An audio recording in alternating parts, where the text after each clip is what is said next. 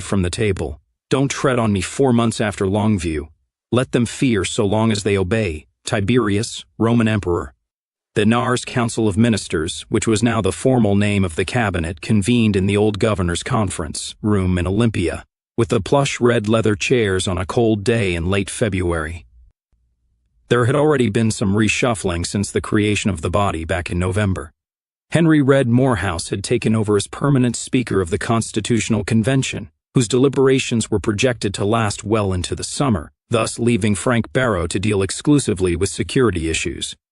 Dr. Paul Hassling, a physicist with a degree from MIT and a former NVA bomb maker, had joined the cabinet as energy minister after it had become apparent that energy was a separate problem of some magnitude, and that commerce and industry was too stretched already to cover it. Since the arrival of the interim state president from his wartime internment, the office of chairman of the Council of State had been abolished, and Morehouse had been sworn in as interim vice president of the Republic. Being a former school teacher, he had also taken on the education portfolio from General Dan McCready, who was still in Missoula as NDF commander for the eastern border, and who had evinced no interest at all in the post to begin with. "How did my name ever get put into that particular hat anyway, Red?" he had asked Morehouse on the phone. "Somebody thought we had too many coasties in the council and figured we needed somebody in a cowboy hat," Morehouse responded. "Beautiful," said McCready in disgust. "We win our freedom, and the first thing we do is set up affirmative action quotas." By common consent, Morehouse continued to act as the chair for council meetings. Today there was a full quorum, including Andrei Stavrovich Stepanov, who had become Minister for Culture by virtue of his being a classical music aficionado, and Donald Farmer Brown, the Minister of Food and Agriculture, who had once been an actual farmer.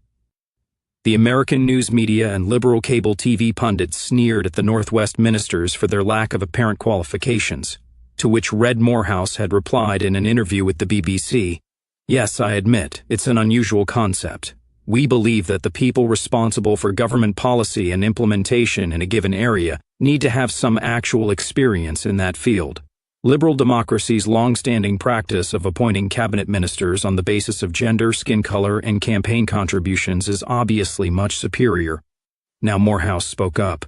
"Right, comrades, our special teleconference call that I memoed all of you about is scheduled for an hour from now. We need to get through as much as we can before then. To begin with, we need to hear situation reports since Friday. First things first. John, how are we militarily?" The Northwest Defense Force now numbers approximately 400,000 people in all branches, said Morgan, consulting some papers he had brought in a file folder. A far cry from as recently as 2 years ago, when the NVA consisted of about 8,000 volunteers. Almost all of the 400,000 are Army, of course. The Luftwaffe now has around 13,000 personnel and over 1,000 aircraft we've commandeered, almost all civilian prop jobs. But we've also got a few private jets and airliners we're converting into fighter bombers or transports, as well as over 100 helicopters. We haven't even test flown half of our aircraft yet. I'm hoping to have the whole Luftwaffe in full and correct uniform by the first week in March. Performance-wise, as you know, they did a slap-up job during the Battle of Portland, and also during the consolidation, flying intelligence and observation runs, and some bombing missions against loyalist paramilitaries and general American knuckleheads within the Republic. Point of order. Is that what we're calling our current period of time now? Asked Bart DeMarco from the Transport Ministry. I thought this was the cleanup? That term is unofficial, said Morehouse primly. Consolidation sounds more dignified. But yes, I'm sure it will be remembered by the people of this country as the cleanup. Please continue, General Morgan. Getting back to the Luftwaffe, their morale is high, and they're doing wonders with what we've been able to get for them to work with so far, but I don't have to tell you that any serious opposition to an American airstrike is out of the question, and will be for some time. You can't bring down B-52 seconds, stealth bombers, cruise missiles, and F-35 seconds with Cessnas, crop dusters, and Weather Channel copters. One of our top defense priorities has to be establishing some kind of air cover for our country. There is no way we can win an arms race with the Americans financially, in the air or in space, warned Ray Ridgway. We simply don't have the money. We will never be able to throw money away on bottomless defense contracting like the Americans do, spending millions and millions of credits to develop some fighter bomber or missile system that will be obsolete in 2 years at best. We're going to have to rely on technological innovation, and not just in the military, but throughout every aspect of life in the economy in the Republic. Quality, not quantity. Brain, not brawn. Fortunately, Aryan man has always been long on brains, Morehouse replied. The Kriegsmarine? About 8,000 hands so far, Morgan told them. We have even less for them to sail than we have planes for the flyboys to fly. I had a long meeting with Admiral Hacker this morning, and he has developed a short-term plan for slapping together a navy for us. Sort of a navy, anyway. Again, all our craft are commandeered from abandoned enemy property, Jews' yachts and drug dealers, speedboats and such, or other vessels that were simply abandoned when their owners fled the country. Hacker is concentrating on light stuff, anything we can convert into torpedo patrol boats, missile assault vessels and gunboats. These will at least get our naval ensign out on the ocean where it can be seen from the shore, although once again, resisting any full-scale naval attack from the Americans isn't in the cards right now. We won't have a proper blue water fleet for many years, said Bressler, shaking his head sadly. Afraid not, concurred Morgan. Just coastal defense, and not too much of that at first. The KM is diddling around with some crude torpedoes and missiles that might be able to sink an enemy vessel if we can get close enough, and if they work, but we don't have the manufacturing capacity to produce anything in serious quantity. Right now, we're about like the Confederate Navy trying to make submarines out of old boilers and mines out of beer barrels. Actually, we do have a couple of small submarines, for what they're worth. One we appropriated from the Oceanographic Research Unit of the University of Oregon, and another one we confiscated from Microsoft. What the hell was Microsoft Corporation doing with a submarine? Asked Frank Barrow in surprise. Apparently Bill Gates bought it as a toy many years ago, replied Morgan. When Gates OD'd in the crapper, nobody knew what to do with it, and it got lost in the shuffle. We found it sitting in a dry dock shed on Lake Union. I don't see any real use for them. We don't even have anybody who knows how to sail them, although Hacker put 2-man crews on each and told them to figure it out. Let's hope they don't end up drowning themselves like the first crew of the Hunley, said Morehouse. I talked with Hacker myself down in the convention bar the other day, and I agree with his plan. The Republic doesn't need a blue water fleet anyway at this juncture. Just coastal defense to keep anybody from sailing right on in and landing whatever the hell they want on our coastline. How are you coming on Kriegsmarine uniforms? When the Americans ran from the Puget Sound Naval Base in Everett, they left behind a whole warehouse full of sailors' blues, said Morgan. We stamped the eagle over the right pocket and onto the caps, and there you go. Class A and dress uniform issue to all ranks should be complete by the end of March. How about the land forces? Asked Barrow. Every Northwest soldier is now in uniform, although a few are still short some items on their dress kit, buttons and belt buckles and such. Small arms were up to requirements on. About half the line units are toting M16 seconds, and the other half are packing Kalashnikovs. Our Russian friends have been very generous with accessories and ammo. They want the full NDF contract, commented Barrow. They do indeed, but as grateful as we are to Big Bear, the Republic has to make our own weapons just like everything else, and as soon as possible, said Morehouse. We can't be dependent on foreign sources for our armaments. We've taken over the Olympic Arms factory down the road here, and we will be producing our own small arms and ammo very soon. The larger ordnance is another problem. How are we doing on heavy weapons, General Morgan? We've managed to acquire over 100 modern artillery field pieces and 56 tanks, ranging from modern American vehicles like the Abrams Mark IV to an old Sherman we dragged out of a museum and reactivated, said Morgan. Shells are a problem. I heard what you just said, Red, but we need to acquire overseas suppliers for all our heavy ordnance until such time as we can tool up our own arms industry. We now have over 100 Strikers, and we're converting the old Kenworth truck plant in Tukwila to manufacture our own armored car modeled on the old British Saracen, more as an exercise in getting skilled people employed once again than anything else. I hate to be a prophet of doom, but we all have to realize that fighting the Americans as a guerrilla force back during the revolt was one thing. Then they couldn't find us, and we had no turf to defend. Now we do. As brave and proud as these NDF kids are, we can't stand up to the Americans in a head-on battle, And we won't be able to for years. We beat Partman because those assholes in Washington were running around like chickens with their heads cut off and they never backed him up, for which we can thank God. If the kikes had pulled themselves together in time when Partman did his little mutiny thing, they could have held on to Portland like the Allies held West Berlin for as long as they wanted. We won that battle through pure audacity, but that won't always serve. You have a general staff now, don't you, John? Asked Morehouse. More or less, confirmed Morgan. Okay, major permanent assignment. You and the best military minds we have need to put together a strategic plan for resisting an enemy invasion, most likely from the United States, but work on variations from Canada and this new Aslan entity that looks to be set up soon in the Southwest, as well as all conceivable combinations thereof. Keep it updated all the time. It needs to be reviewed on the basis of every item of fresh intelligence we can get hold of at least once a month. Already on it, said Morgan. We call it Plan 1. Art, what's the status on the Civil Guard? Asked Barrow. Pretty much 100% up and running and in uniform, replied Justice Minister Arthur Flowers proudly. All patrol cars and other guard vehicles are now correctly painted and detailed, and the blue and red American siren lights have all been replaced with blue and green. There are now 33,000 guardsmen and women, give or take, in over 300 stations across the Republic. Mostly concentrated in the large urban areas, of course. About 70% of them are former American law enforcement officers who stayed on, and the rest have been drafted in from the NVA and NDF. We're making sure that almost all the senior personnel are Jerry Rebs, for obvious reasons. Are the two elements meshing okay? Barrow wanted to know. I can imagine how hard it must be to go into work every day with people who were trying to kill you this time a year ago. It's a little tense in places. Especially in the cities like Seattle and Portland and Spokane, where there was a lot of bloodshed on both sides during the war, Flowers told them. But a lot of the old cops were always quietly sympathetic to begin with, and the rest who have stayed on are professionals. I see signs that things are getting ironed out. The real PC assholes and truly unionist cops were all killed during the war, or else they got the hell out after Longview.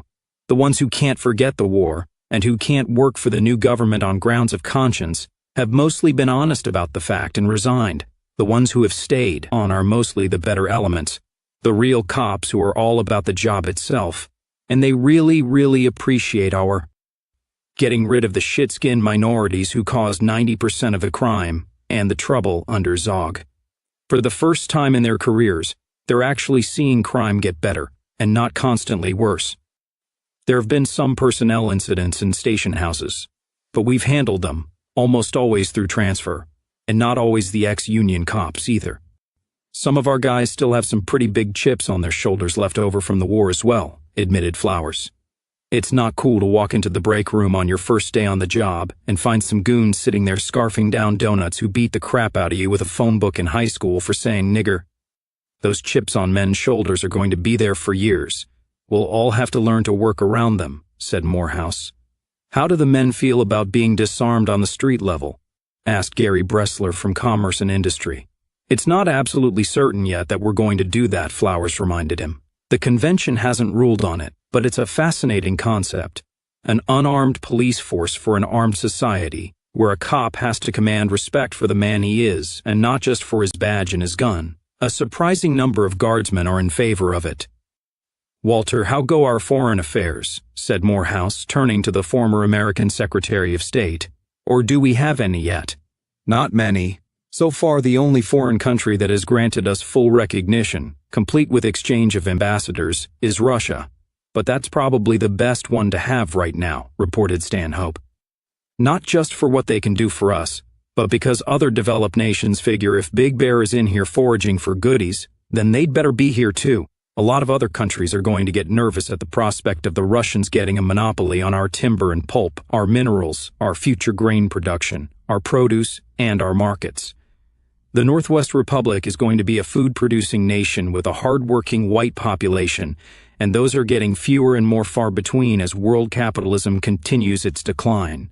We are probably going to find ourselves in the same ironic position that Rhodesia and South Africa once faced, in that we will be feeding the very people who are trying to destroy us. Stanhope went on. The wealthy businessmen and multinational corporations who really run the world are not stupid, comrades, and they understand that once we get our act together, The Republic is going to be a major world power.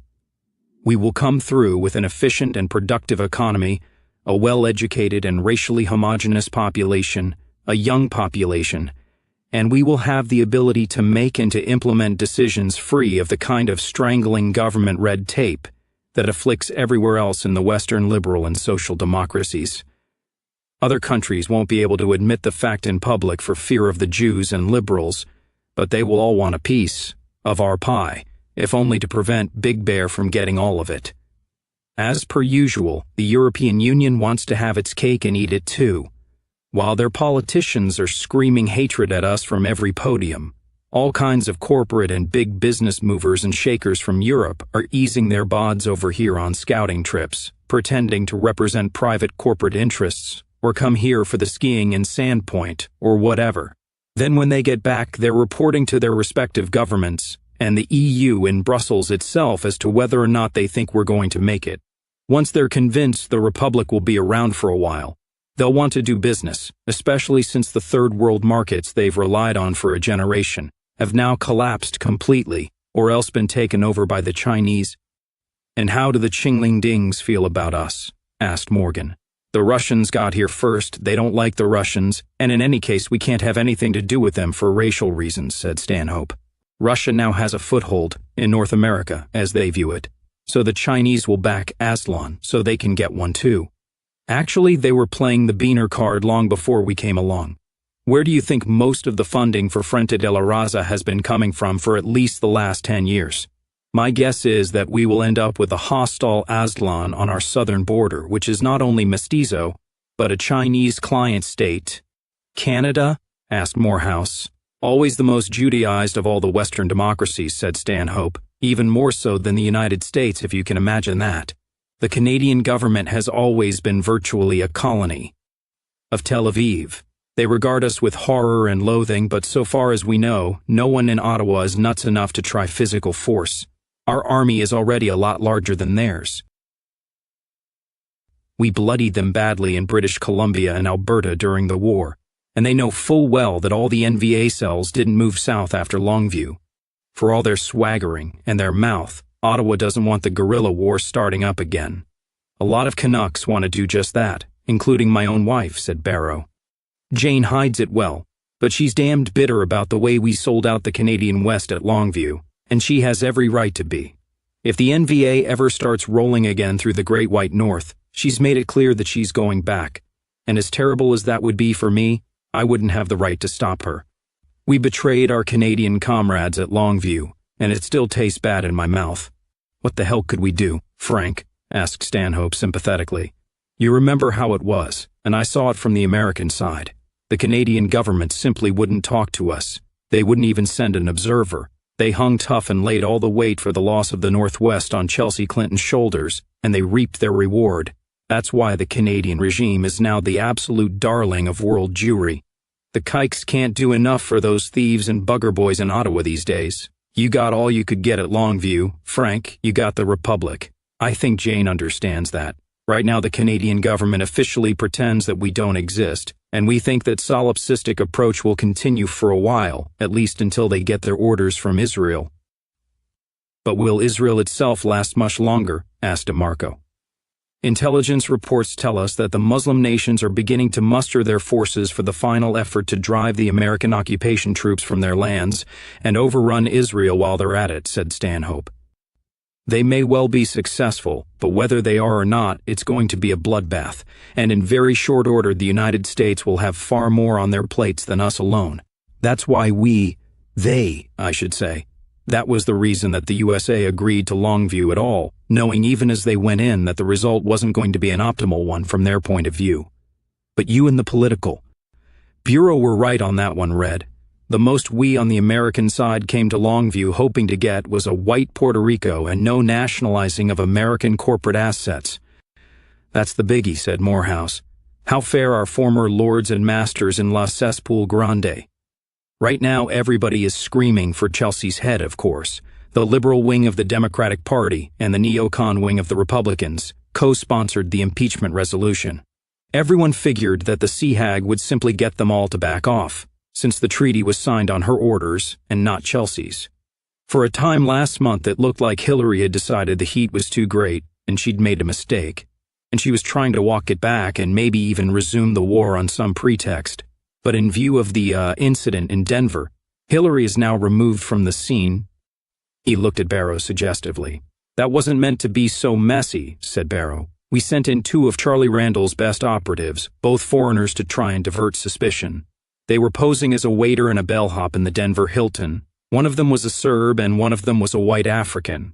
It turns out that both of them had issues with Hillary due to what was done to their own homelands in the past, and when they extracted her from the conference and got her alone up in the bridal suite, it got personal. We're pushing a disinformation program to blame the episode on disaffected elements in the United States establishment. It may have some effect over time, but right now, nobody's buying it. That slaughterhouse in the hotel room had NVA written all over it. Everybody assumes we somehow got O.C. Ogilvy into the hotel undercover. I'm surprised the Americans haven't called for a full-scale war over it, said James Salvatore from Interior, shaking his head. Hillary Clinton had so many enemies in the American establishment by now that most of Capitol Hill and Wall Street were clinking champagne glasses together when they heard the news, said Stanhope. Discreetly, of course. I've already had contacts from former associates of mine in Washington offering money, information, and cooperation to the Republic out of pure gratitude, as well as veiled suggestions as to who should be next on our hit list. That's an interesting possibility for us. If there are elements in Western governments willing to exchange favors for removing their internal political and commercial enemies, we might be able to develop a lucrative little cottage industry as hitmen. Hey, it's what we do, said Barrow with a shrug. Will Chelsea be able to make it past impeachment without Mommy Dearest? Asked Morehouse. She now has a tremendous sympathy vote going for her, of course, over the tragic loss of her sainted mother, said Stanhope. Old man Bill's brain burned out long ago from the coke and the booze and the syphilis, and all he does is wander the White House corridors in an old bathrobe with a Secret Service man in tow, exposing himself every now and then to the secretaries and the female staff. But if Chelsea cleans him up nice and rolls him out in a wheelchair before Congress, she can maybe rally enough sympathy and nostalgia for the auld lang syne of the 90s to beat the impeachment. She'll be a lame duck for the rest of her term, but a lame duck is what we want. We're having WPB work up some plans to take out the major driving people behind impeachment if it looks like it might succeed, said Barrow. What's WPB? Asked Dr. Paul Hassling. The latest in our own alphabet soup. Used to be third section, explained Barrow. The old NVA 3 sec has now split into 2 sections. There's BOSS, the Bureau of State Security, which is responsible for counterintelligence and internal security within the Republic. That's Dangerous Dan's outfit, or the Mixed Gru Crew as they call themselves. Then there's Charlie Randall's WPB, the War Prevention Bureau, which is responsible for foreign operations and intelligence. Both report to me and through me to the state president, with oversight from the Parliamentary Security Committee. So it's going to be Parliament for sure and not the National Convention? Asked Fiona Bonner. Looks that way, yes, replied Barrow. Frank, how is Force 101 doing? Asked Morehouse. Barrow consulted his own notes. We've made an estimated 40,000 apprehensions and terminations so far, the overwhelming majority of them in the top 6 urban areas of the Republic, he told them. About 1,000 of the more egregious and publicly notorious cases have been tried before court-martials. The prisoners were condemned and hanged within 24 hours, most of them anyway. For public relations purposes, we made sure there have been some acquittals as well, over 100 so far, all sad sacks or people who genuinely got caught up in an impossible situation. The prisoners who have been openly hanged are mostly well-known informers from the War of Independence, and white people of both genders who are widely known to have committed public bestiality and perversion in the past. Their misbehavior was public, to the point where their punishment needs to be public as well. White women sleeping with niggers? Asked Fiona Bonner with distaste in her voice. Yes, ma'am, I'm sorry to say so, said Barrow. Public reaction has been uniformly favorable, and not just because all the liberals have run away. Back in the old days, every decent person who saw some monkoid walking down the street with his arm around a white girl always got a sick feeling somewhere inside. There have been cases where some of these wretched women were turned over to the tribunals by their own relatives, How public? Asked Bressler. I don't recall seeing any televised hangings on the news. I think I'd remember. Barrow shook his head. Again, for public relations purposes, the executions are carried out in private without television cameras. Everyone already knows we kill people, and we don't want to provide enemy propaganda with multiple images of dangling bodies that they can use against us in their own anti-NAR propaganda. The Iranians did that, and it gave a field day to their external enemies. Those trials are a matter of public record. The rest of the proscribed individuals who have been apprehended have been hanged in private and without publicity. As per the protocols we established, no written records are being kept. We have apprehended virtually none of the big fish on our lists, and now that the word is getting out, we're finding fewer and fewer of the smaller ones. Like the Jews did in World War II when they heard the Germans were coming, the Jews of today and their liberal friends have hooked up and booked when the reckoning came due. The ones we are capturing and disposing of are mostly a bunch of hapless race mixers, sexual deviates, drug addicts, and petty informers, none of whom seem to have had the sense to realize who they're dealing with. Sometimes the price of stupidity is extinction, as our own race almost found out the hard way. How are the men in Force 101 holding up? Asked Stanhope. Leach says no problem. We found that once we actually started fighting instead of tapping on computer keyboards, we've always had those who are willing to go the extra mile for us in such matters, mostly men whose wives or daughters fell into the hands of moncoids or muds, or who served time in the Zionist prisons for the hate crime of saying a forbidden word, or upsetting some politically protected minority. There are some Mandingo women on the force as well, although I have to admit, I still have qualms about that. As hardened as most of them are from the war and their own private demons, sometimes a man simply can't handle seeing one more hysterical, weeping girl with a rope around her neck. When that happens, he goes to his CO and says he wants out, and he is reassigned immediately. No questions asked, no remarks passed, nothing negative on his record. Very few Force 101 guys have taken advantage of that policy. Once the force is disbanded, everybody swears on the Official Secrets Act, they move on with their lives, and it's never to be spoken of again. Body disposal? Asked Morehouse. Force 101 has commandeered about a dozen large and isolated hog farms around the country and staffed them with special complements, all male. What the swine don't dispose of is gathered up and processed into fertilizer, bagged, and turned over to the Ministry of Agriculture. These idiots wanted to stay here in this land despite what they've done, so we give them their wish. We return them to the earth from which they sprang. What of administrative follow-up? Asked Andrei Stepanov, his English still somewhat Russian accented, even after all his years spent living in the Pacific Northwest. The Bureau of State Security is now employing over 1,000 clerks and computer personnel to track down and identify, and where possible to eliminate all record of these unpersons, said Barrow.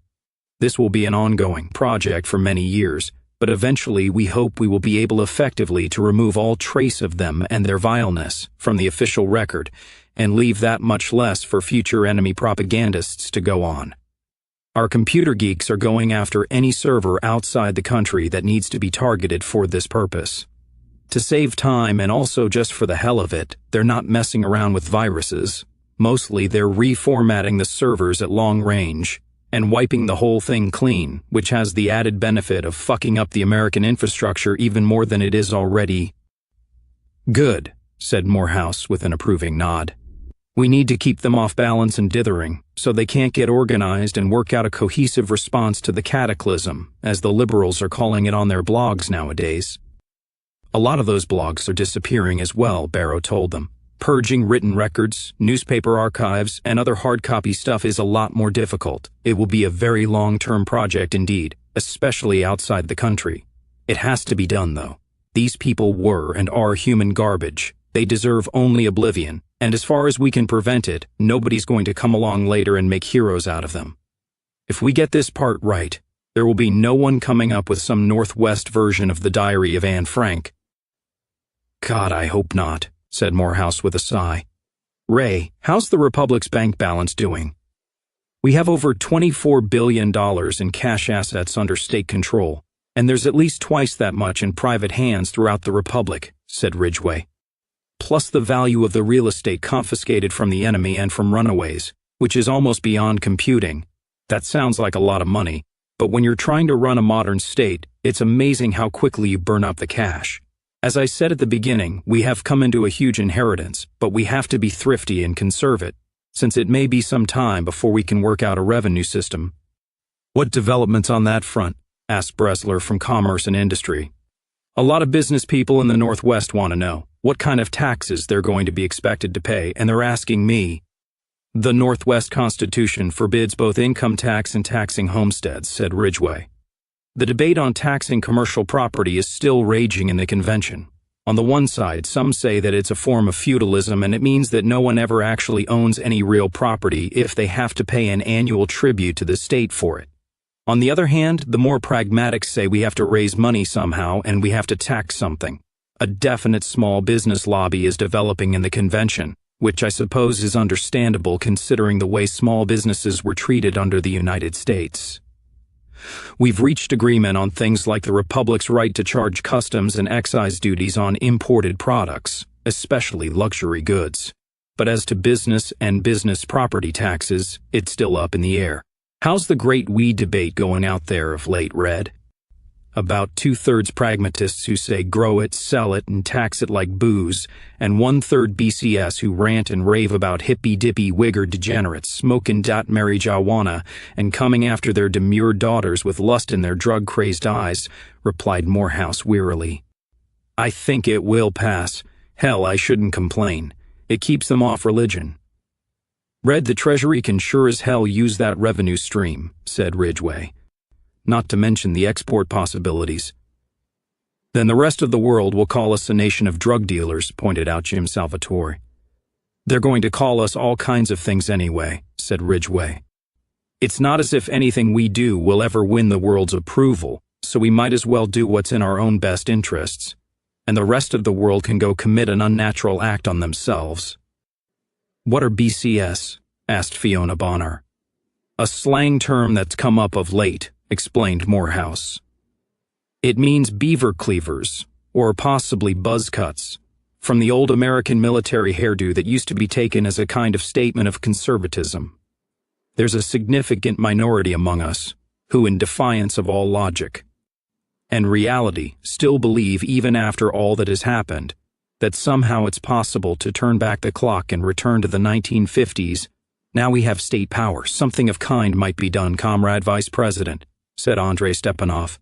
Not time machine, to be sure, but better aspects of past eras can be resurrected, like cloning of dinosaurs in Jurassic Park. With state power, extinction is no longer for always. The Ministry of Culture is already discussing it. There is nothing at all wrong with old-fashioned standards of morality and decency.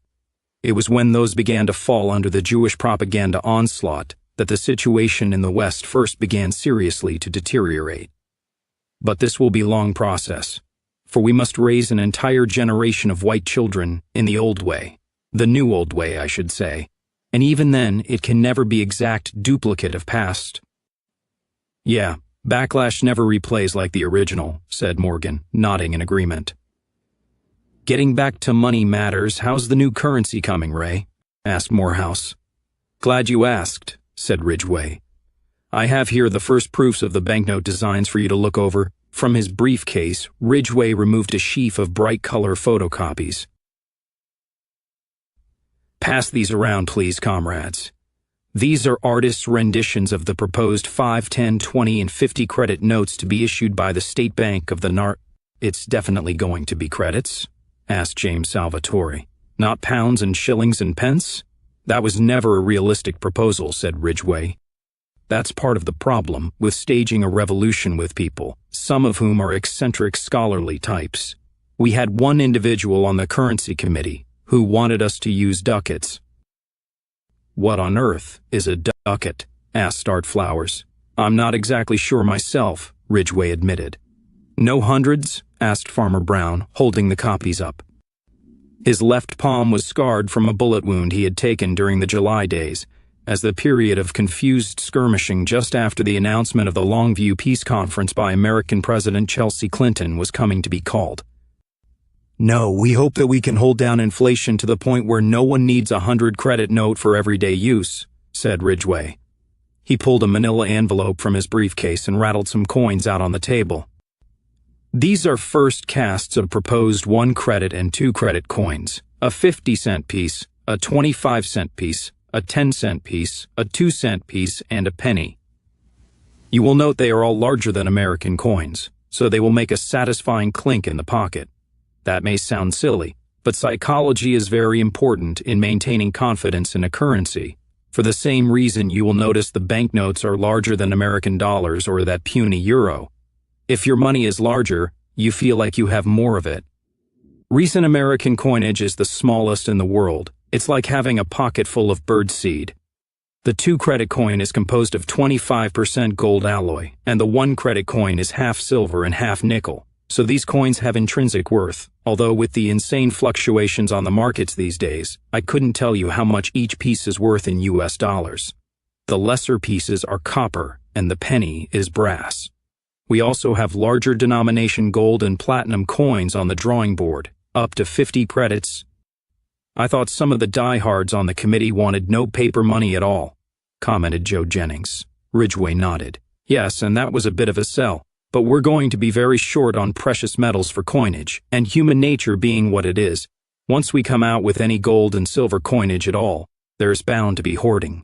We have to make sure there's enough actual physical money in circulation to keep our economy going. That's Bob Matthews on the 1 credit coin? Asked Fiona Bonnar, holding it up to the light. Yes, said Ridgway. Each coin has heads and tails. The 2 credit coin has 2 heads, actually.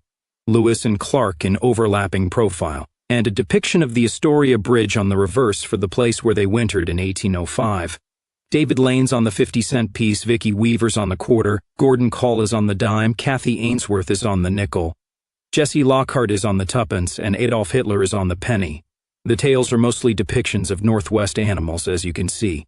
A bear, a wolf, an eagle, a salmon, and a moose. But the penny has the seal of the Republic on it, and the bridge is on the 2 credit coin, like I said.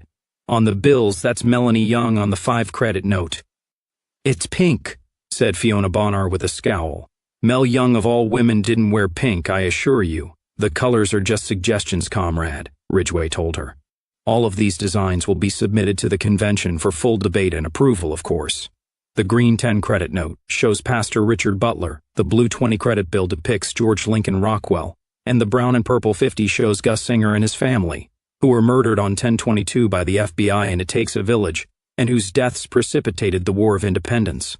That engraving was made from one of their family photographs, found in the burned-out ruins of the Singer home in Coeur d'Alene. The reverse views on the bills show Northwest scenic views, Mount Rainier, Glacier National Park, Multnomah Falls, and Cannon Beach. Some of us didn't want to put serial numbers on the bills, but that has to be, as a prevention against counterfeiting. You're bringing these to the convention floor? Asked Morehouse. Yes, confirmed Ridgway. From July the 1st, both currencies will be legal tender within the Republic, but the state bank and the government will slowly bleed down the Federal Reserve notes by retaining them and paying out all cash and check disbursements in Northwest credits instead of dollars, 1 for 1. On New Year's Day of next year, we go over completely, and the US dollar will no longer be legal tender. There will be a black market in dollars for many years, of course, and we're just going to have to accept this. It's going to take time for people to gain confidence in the Republic and the Republic's money. Joe, how are we coming along on unhooking from the internet? Asked Morehouse. Getting there. The government and essential functions anyway. It's vital that the Northwest Republic reverse the dependence on computers to perform every task, which has become the main feature of Western commerce and government over the past 5 decades, said Jennings. Back under the Zog regime, whenever there was an extended power failure and everybody's computers went down, there was no provision for doing anything manually, and nobody knew how to do most things offline, even if there had been. There have already been a number of serious virus attacks made against computer networks here in the Republic, some of them from Israel, but others from within the United States. Those cyber attacks may or may not have had the approval and assistance of the American authorities. The problem is that it's hard to undo the habits of a lifetime, Jennings went on. Do you know there are office workers in the Northwest who have no idea what a filing cabinet even is? Almost all of our departments are taking over from bodies that existed under the United States, and everybody from security to finance needs to take possession and access records that are computerized and therefore vulnerable to destruction by cyber attack. At the very least, we need to construct self-contained intranets for our government that have no connection to the World Wide Web. That way, we only need to worry about actual spies getting access to a terminal and uploading a virus off a portable flash drive or similar device. Although even that's too risky to my mind. "So what are you doing about it?" asked Barrow. "I'm sure most of you have met our decomputerization advisors in your own departments?" asked Jennings. There were groans and muttering around the table. "Yes, I know, they're irritating, but this has to be done, comrades. You think they're just throwing monkey wrenches and making more work for you, but if you take the easy way out and fall back on that cyber crutch, you will come in one morning and find everything you've accomplished since Longview fried to a crisp by some Israeli worm. The clack, clack, clack of the typewriter, the click, click of the manual calculator, and the rumble and thump of filing cabinet drawers must be heard once more in the land, my friends. Besides, admin workers need to learn to start thinking about what they're doing again. Not just letting the computer do it for them, and doing whatever the computer tells them to do. How about internet access from the Republic to the World Wide Web as a whole? Asked Salvatore. We have control of the major hubs, and our guys are working on installing all kinds of firewalls and antivirus protection at the hubs. But some malware will still get through, said Jennings. We have to make sure that no system we absolutely need to have up and running all the time has any outside access at all, and that's going to take a while to implement. Cell phones and cell relay towers are especially vulnerable. Gary, you're up, said Morehouse. How is our manufacturing capacity shaping up? Well, I've got some bad news, some good news, and some very good news, Bresler told them. Very good news sounds very good, said Stepanov. The very good news is that even if everything else goes south, we'll be able to drown our sorrows, said Bresler. We've got dozens of microbreweries and wineries all over Oregon and Washington, almost all of which are intact, and in most cases the operators and staff have stuck around, if only so as not to be out their investment. Land and plant is a lot harder to run away from than a government check and a McMansion. A couple of wineries have small distilleries attached to make brandy out of their own product, and they've indicated interest in expanding that aspect of their businesses now they have a captive market, so to speak. Plus, there's a lot of export potential. We make some really good brew and hooch up here in the Northland. You can always find a market somewhere for anything that will get people plastered, be it Northwest wine, Northwest beer, or Northwest pot. There's another potential revenue stream for you, Ray. That's nice for the drunks and the stoners. But what about heavy industry? Asked Morehouse. That's the merely good news. We're in better shape than we thought possible a few months ago, Bresler told them.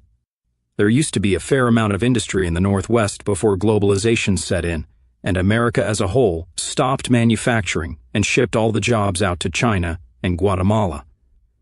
In many cases, nobody wanted the factories to convert to yuppie condos or boutiques, and so the plants were just mothballed and forgotten about. My department has so far identified over 1,000 manufacturing facilities which, in our opinion, could be recommissioned and put back into production, either with their original products or else retooled for other stuff.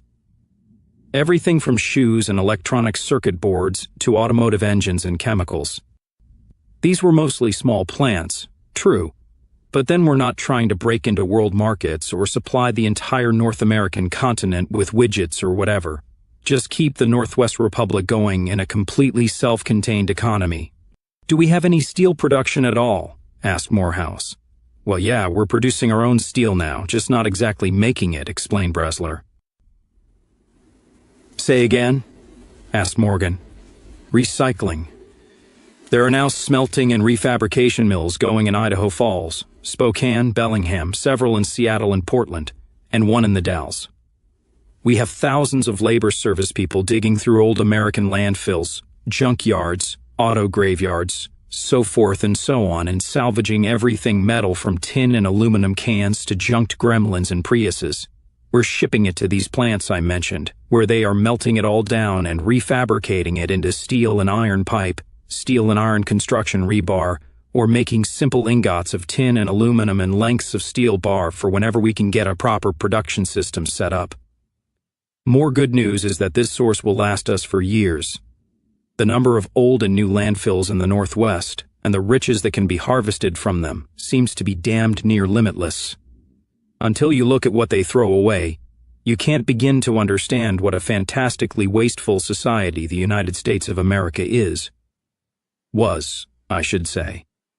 I tell you that properly extracted and utilized, we have a supply of raw industrial metal in those dumps that will last us 10 years. We're also working on a plant in Puyallup to melt down and reprocess plastic.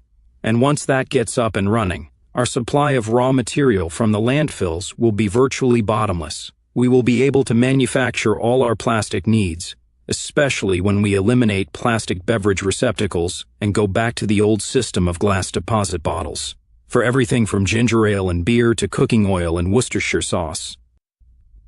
And now for the bad news you mentioned? Asked Barrow. Paul's department, said Bressler. Energy. The energy problem is crucial for industrial reconstruction as well as every damned thing else. Our coal-burning power stations are running way low, and we have lost all our nuclear capacity. That's the one thing the Americans did efficiently after Longview.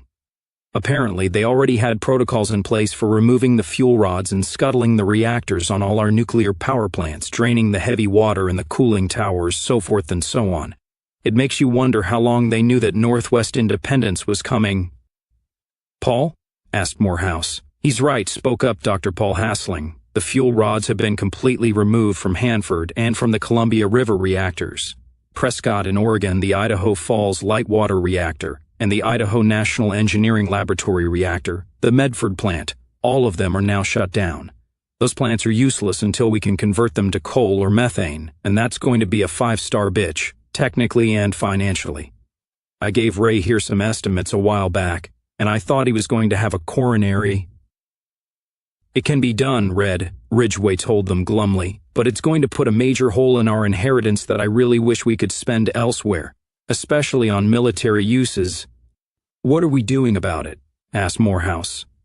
Transferring as much of the grid as we can to coal and diesel generating stations, but we're dangerously overloaded, replied Hassling. I'm busting our butts trying to up the capacity on water power turbines along the Columbia, and we're trying to get those silly windmill things down on the coast working again. But that's not much good in the short term. Seattle and Portland and Spokane are still experiencing rolling brownouts. I have been assigned over 20,000 labor service personnel to obtain alternative fuel sources for electrical power generation, which is a fancy way of saying find anything that will burn instead of coal or diesel fuel. But it's all makeshift. It's crude and clumsy as hell, and we can't keep it up for too long. We're paying private lumber crews for wood, of course, but we're also going through former ghetto and non-white housing areas in Portland and Seattle and other urban areas where the cockroaches used to nest. We're tearing down any housing units that appear to have been rendered hopelessly beyond repair or renovation, which is most everything that niggers or beaners lived in. And we're reducing all the wood to burnable chunks with trash compactors and chainsaws. Then we ship it out by rail or truck to the power plants. Thankfully, most Northwest generating plants have rail connections we've been able to repair and refurbish because they were built back in the days before America destroyed her railroads at the behest of the mob-ruled Teamsters Union and the big oil companies. We can keep the coal-fired stations going for a while by burning nigger shacks, and also by burning hundreds of thousands of Jew and liberal books and magazines the culture ministry is cleaning out of the libraries and bookstores, plus the accumulated paper records and computer printouts of state and federal government for the past 100 years that we keep finding by the warehouse full. But the diesel-powered stations are another matter. I have to tell you, gentlemen, and lady, broke in Fiona Bonner, and lady, Hassling went on with a bow, I have to tell you that we now have only a weak supply of diesel fuel left in the entire republic, almost all of which has to go to the power stations. There are certain substitutes we can use, and I've already got some diesel stations running on everything from kerosene to cooking oil, but we still need the real stuff, a lot of it. The trucks that still transport almost all of our goods are falling idle. Gasoline is almost as badly in short supply.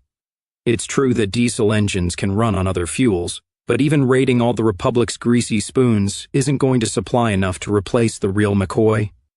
Alternative sources? Asked Morehouse.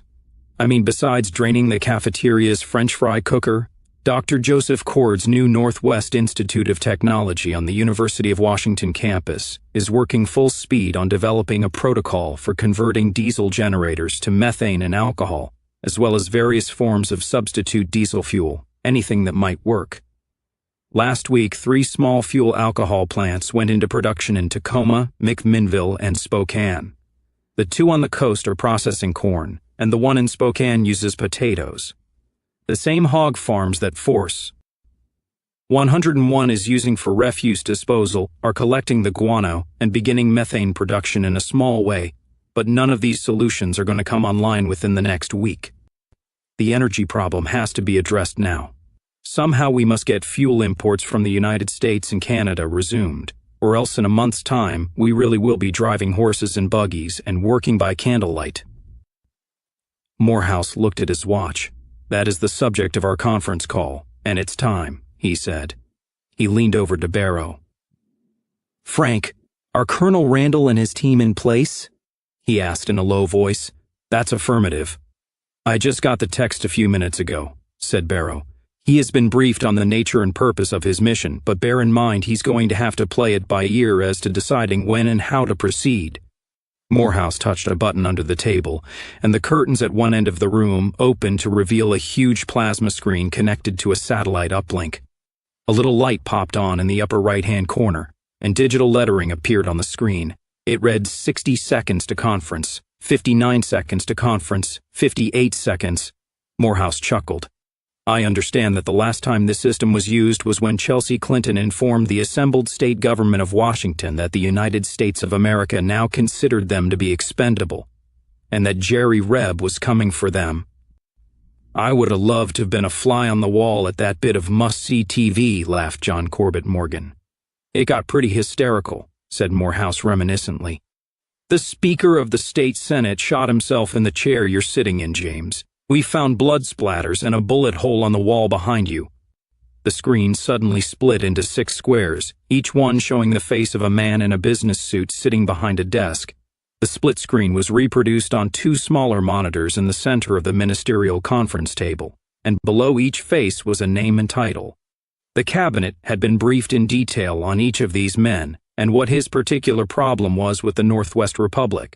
Aaron Levy, CEO, Foodway Stores in Albany, New York, was a plump-faced Jew whose quivering jowls and bulging eyes indicated he was in a high state of agitation as he stared at the mortal enemies of his race. Sir Reginald Shaw, chairman, Anglo Standard Petroleum, appearing from London, was merely a toffee-nosed British git who found the whole racism thing uncouth. Not the done thing, don't you know, and who considered the Northwesters to be bad hats and bad credit risks. Terrorists, rum lot of chaps, don't you know. Can't do business with them, of course. Malcolm Dale Henderson, chairman, United Parcel Express, headquartered in Indianapolis, Indiana, was a blank-faced multimillionaire about 60 years of age, who was married to a former Miss Mexico as his 3rd trophy wife, and whose white son by his first marriage had been a Marine Corps captain who was killed in the Battle of Portland. William Robert Billy Bob Wiggins, chairman, Associated American Petroleum Products, was a billionaire from Houston, and a rabid Christian Zionist who sported a white 10-gallon hat even on video conference calls like this one. They could see the small stand on his desk bearing miniature flags of the USA, the Lone Star State flag of Texas, and Israel. Michael Perlman, CEO, Continental Foods out of Los Angeles, was a small Jewish man with frizzy, black, almost negroid hair, liver lips, and a nose that looked like a deformed mushroom. His eyes were literally rolling behind the thick lenses of his spectacles.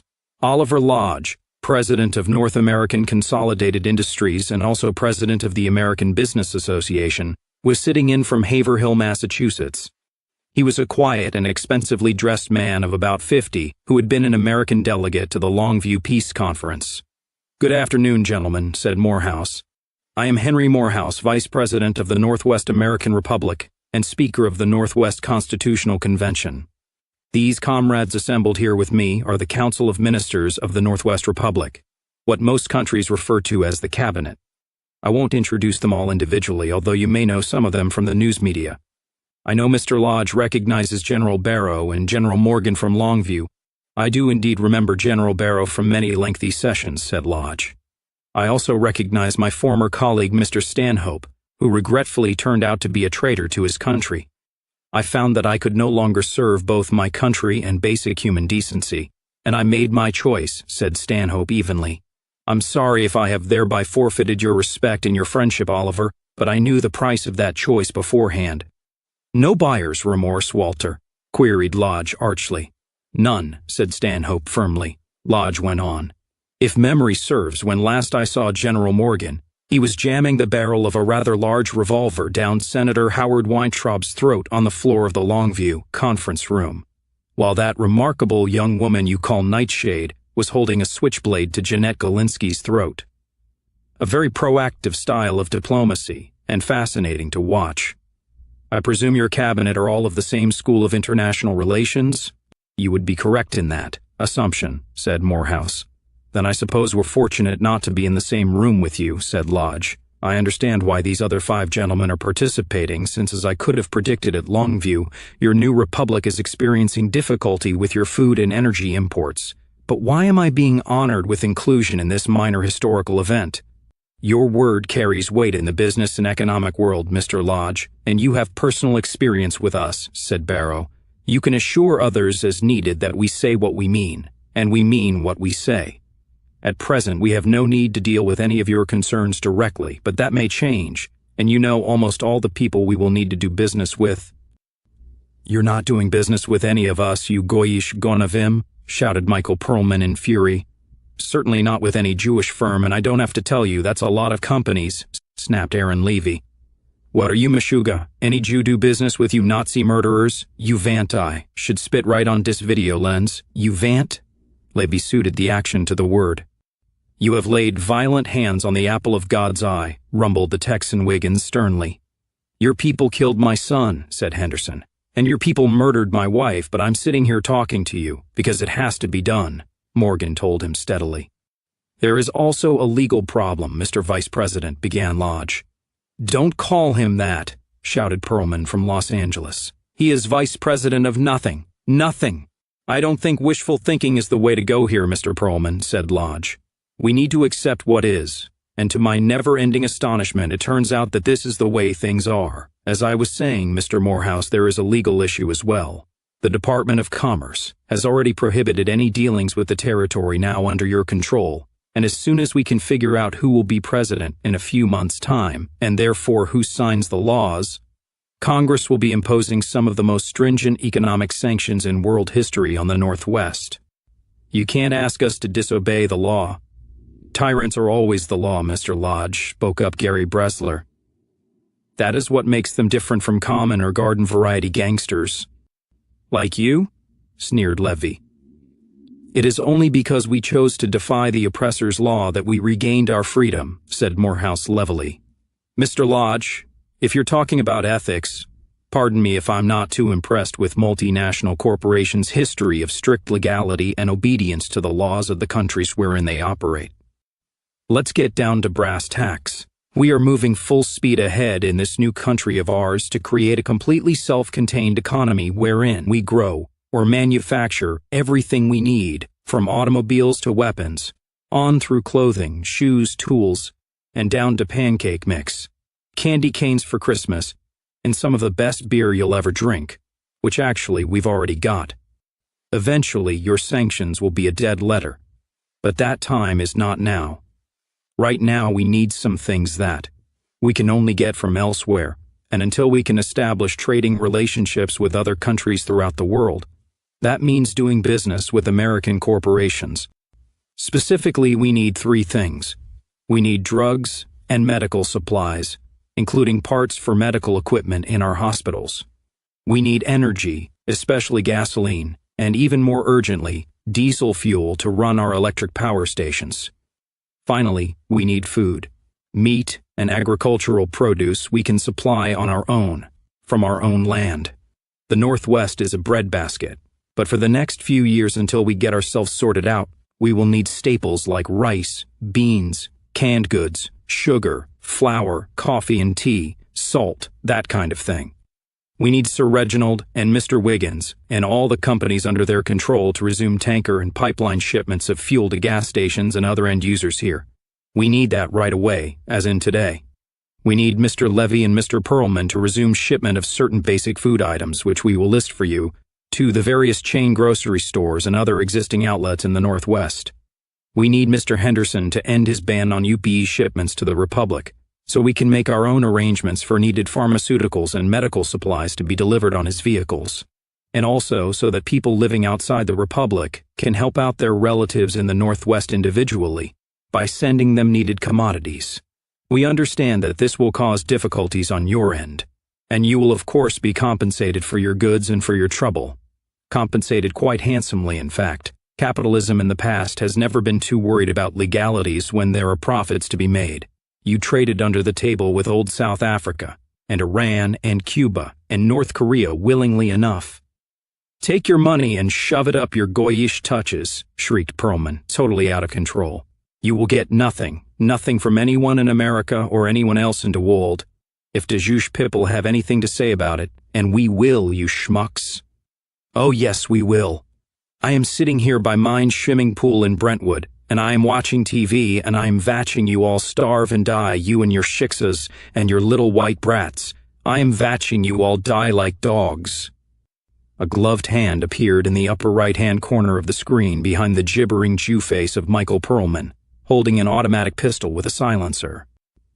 There was a spitting sound like a match striking, and then red oozing liquid covered the video cam. Good timing, Charlie, muttered Barrow under his breath. Actually, no, Mr. Perlman, it is we who are watching you die, said Morehouse smoothly. The faces on the other video split screens registered shock and consternation, then they all twisted wildly as the wealthy men turned their heads and looked around their plush offices in terror, looking for similar assassins behind them. All except for Lodge, who smiled wryly.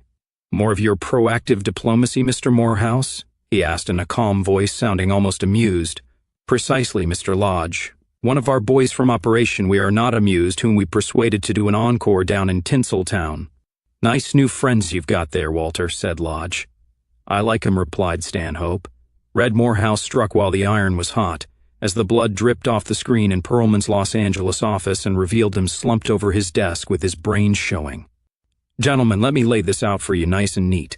We have spent the past 5.5 years spilling a lot of blood to make this new homeland of ours. Mostly your blood, but a lot of our own as well, because that is the price of freedom. We will keep on doing so, whenever it is required. If you try to starve our children, if you deny our sick people the medicine they need, if you try to plunge the Northwest into darkness, if you try to harm this republic in any way, then we will kill you, because that is what we do to the white man's enemies. Then if the man who succeeds to your job refuses to mend his ways, we will kill him as well. And so forth and so on, until we find someone who thinks enough of his own skin, or who simply likes money enough to play ball with us. How long do you think it will be before we can find someone in your respective organizations with such a pragmatic view? Not long, I think. How many more such examples will we have to make? Not many, I'd guess. Now, you have a choice here. You can live the rest of your lives surrounded by bodyguards and living in fortresses, which will do you no good in the long run, or you can accept the verdict of history. The Northwest American Republic is a fact of life from now on. Deal with it. Morehouse paused and looked at Henderson. Mr. Henderson, for what it's worth, I offer my sincere sympathy and regret at the death of your son, Captain Harold Henderson. One of the certainties of war is that young men die. Please, sir, help us make sure that it doesn't happen again. Morehouse reached under the table and turned off the screen with a snap. I just got a coded text, said Barrow, lifting his cell phone. Colonel Randall and his team have ENC'd successfully. They should be back in the Republic by tomorrow. All right, exclaimed Morgan happily. At the earliest opportunity, please convey my congratulations to the Colonel and his team on a successful operation, said Morehouse. Now I think we can break for an early supper, comrades. Back in an hour? What are they serving in the cafeteria tonight? Asked Salvatore. I think it's lasagna, said Morehouse with a smile.